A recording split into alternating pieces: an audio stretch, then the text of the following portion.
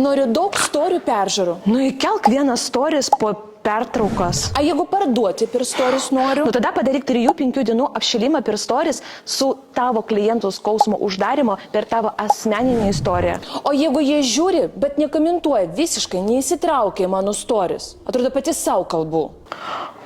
Nu tada pastunk savo tobulumą į šoną ir prisipažink auditorijai, su kokiam problemam tu dabar pati tvarkaisi. Ir paprašyk patarimų ir pagalbos. Jie tada įsitrauks. Okei, bet čia visiškai nesąmonė.